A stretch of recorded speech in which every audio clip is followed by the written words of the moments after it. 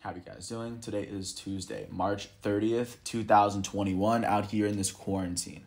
I'm James Sims, and for this episode of The Elite, I plan on doing an elite profile for Chris Sale, the elite starting pitcher for the Boston Red Sox, who hasn't made an all-star game in the last couple of years, but he's still one of the best pitchers that the game has ever seen. He's the current MLB record holder for career strikeout per inning pitched. He's the career MLB record holder for career strikeout to walk ratio, and he also has the MLB record for the least amount of innings taken to reach 2,000 career strikeouts. To give a sense of just three stats that this dude has under him, and of course my intention with this profile are to point out all the other accolades and achievements that he's been able to earn throughout his career, and how it led to where we are right now. And of course, that should work as my reasoning for why I believe he deserves an elite profile for the 2021 calendar year. So, to give a bit of background, he's originally from the Tampa Bay area. He would originally play baseball for Florida Gulf Coast, and he would be taken with the 13th overall pick in the 2010 amateur baseball draft, and he would eventually get called up for the very first time in 2010 in his age 21 season, in a season where the Chicago White Sox will go on and finish with an 88-74 record. They had the second best record in the AL Central. That's the best record that they've actually had since he's been on the team. But of course, they would miss the playoffs. Before this most recent season, they had made the playoffs since 2008. To give a little bit of background on the White Sox, but in this season, he would pitch 23 innings. He finished with 2 wins and a loss, as he didn't start any of those games. He pitched in relief. He would have a 1.93 ERA in those 23 innings, as he allowed only 15 hits, and he went on to strike out 32 batters, which are of course two stats that I definitely reference when talking about pitchers, because of course I think it's interesting when pitchers allow less hits than innings pitched. It means that you're a very competent pitcher, and of course he has more strikeouts than innings pitched, which of course means that he's definitely a strikeout king. And that year he would finish with 4 saves on the season, as he would continue his second season as a relief pitcher. In his second season for the Chicago White Sox, he would play 58 games in a season where they would finish with a 79-83 record, with the third best record in the American League Central. They had won 9 less games in the previous season, but as a relief pitcher, Chris Sale, like I said, in those 58 games, he finished with a 2-2 record. He would go on to finish 17 games. He had 8 saves. He would finish with a 2.79 ERA over 71 innings, as he allowed 52 hits and struck out 79 batters. Yet another season where he had less hits than innings pitched, and he had more strikeouts than innings pitched as well. But he was not yet named an all-star until he was officially named a starting pitcher with the Chicago White Sox, and he was named so next year. In his very first season as a starting pitcher for the Chicago White Sox in 2012, he was named an all-star. That season, he would start 29 of the 30 games that he would play. That season, the White Sox would finish with an 85-77 record. They would end up with 6 more wins than they had the previous year.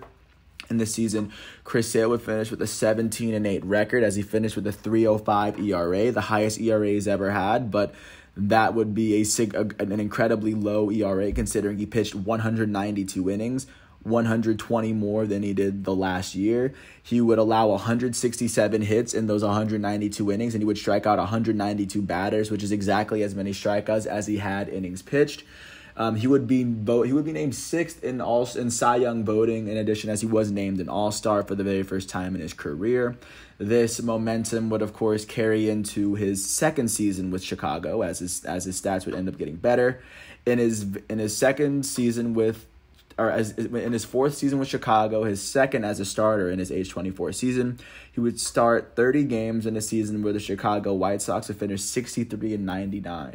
That would be the worst record that they've had, of course, since Chris Sale had been there. They had lost 22 more games than they had the previous season. Chris Sale will go on to make a second All-Star game like I said, in those 30 games. He would finish with an 11-14 record. That would be the only losing record that he's ever had as a starting pitcher, except for this last season. He would finish with a 3.07 ERA, just a tick higher than it was before. As he would complete 4 games, he led the American League in complete games thrown. He would throw 214.1 innings. He allowed 184 hits, so he had less hits than innings pitched, and he struck out 226 batters in those 214 innings. This would be the third time he had more strikeouts than innings pitched. And additionally, this will be the first time in his MLB career out of the last, or I guess, full disclosure, the last 7 years he's thrown at least 200 strikeouts. This is the first year in which he had done so. So following this season, this would transition into his third season as the Chicago White Sox starter, his 5th season on the team. In 2014, in his age 25 season, he would start 26 games for a Chicago White Sox team that would finish with a 73-89 record. That's 10 more wins than they had won the previous year. This was when Jose Abreu was named the Rookie of the Year, just for a little bit more of just to get a little bit more context to the situation. He would finish with a 12-4 record in those 26 games. He had a 2.17 ERA, was named an All-Star for the 3rd year in a row. He would pitch 174 innings as he would allow 129 hits in those innings pitched, and he would go on to strike out 208 players. He would pitch 30 less innings than he did the previous year, but he still threw for maybe less than 14 less than he did the year before, or 18, but he would still finish with 200 strikeouts for the 2nd year in a row, and this was starting to become more of a common thing. In addition to being named an All-Star, he was named 3rd in the Cy Young voting, even as the White Sox were still one of the worst teams in the American League. Chris Sale was holding it down on his own. In 2015, in his age 26 season, Chris Sale would be named to his 4th straight All-Star team, as he would start 31 games for a Chicago White Sox team that finished 76-86. They had 3 more wins than the previous season, as they finished 4th in the AL Central for the 2nd year in a row. But within this year, like I said, he finished with a 13-11 record.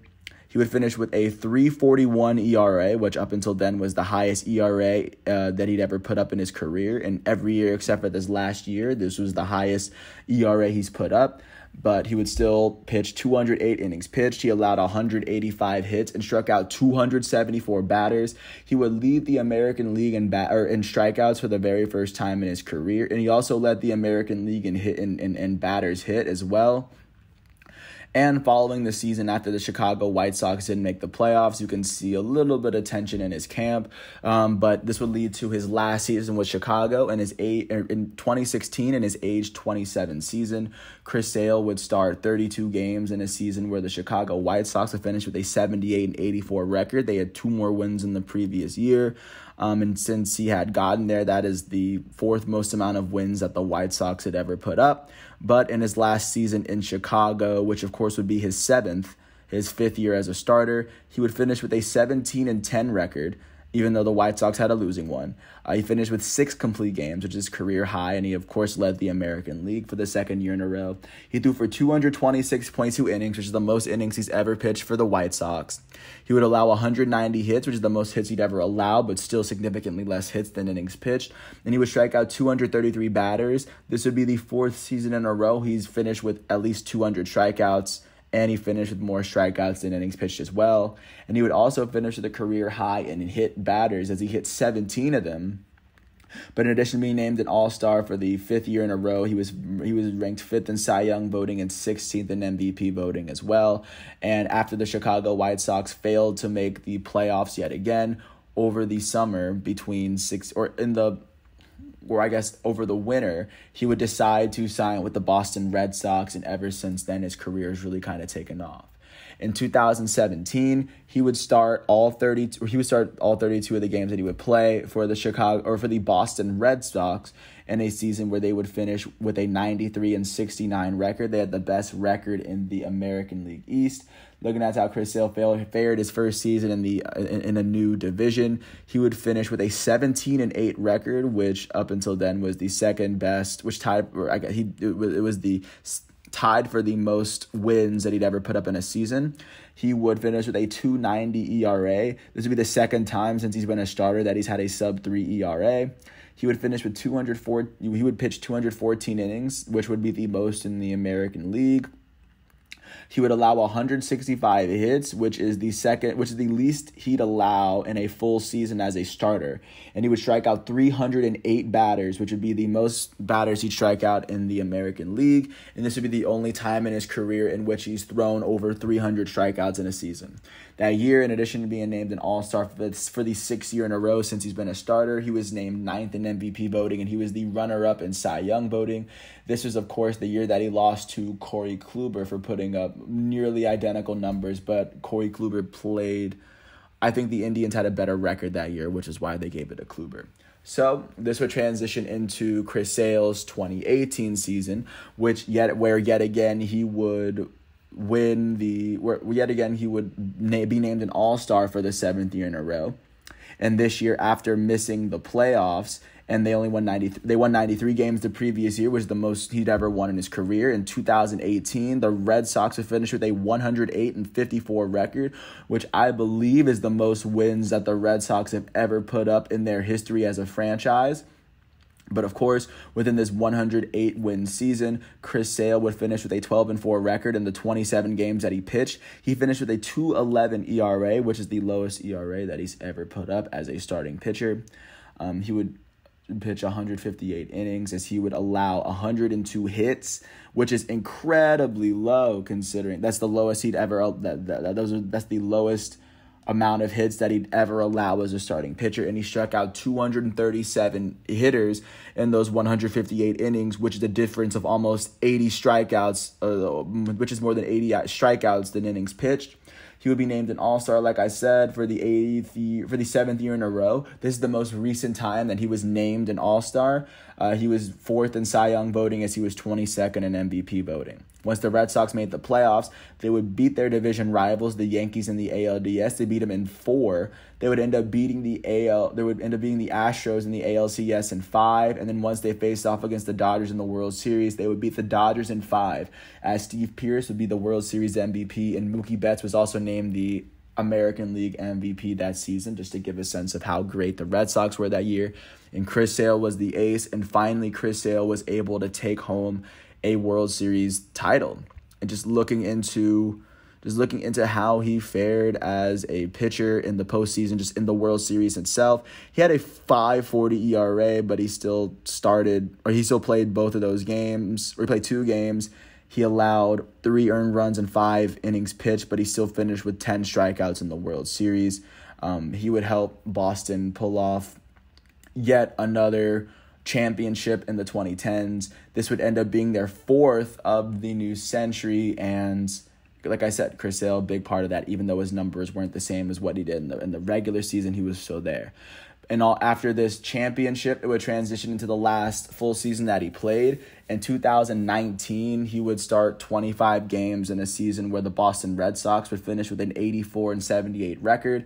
They lost, or I guess they won 24 less games than they had won the previous season. And within the season, Chris Sale would finish with a 6-11 record as he finished with a 4.40 ERA. He pitched 147 innings. He only allowed 123 hits and striking out 218 batters. He just allowed a lot of home runs. He gave up 24 home runs, close to the most he'd ever given up in a season. And this would be the first time since 2011. This would be the first time since he's been named a starting pitcher in the American League that he did not make an All-Star game. And of course, he would go out with injury as the Red Sox would completely miss the playoffs.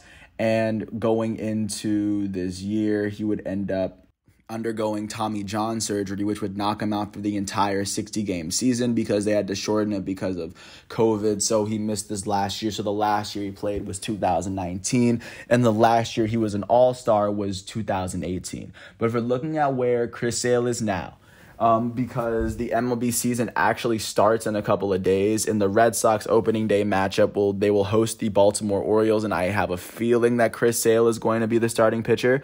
But of course, with all of this, I think just looking at how Chris Sale stands right now, like I said, he is the holder of three of probably the most impressive pitching records you could hold in all of baseball, especially when it comes to strikeouts.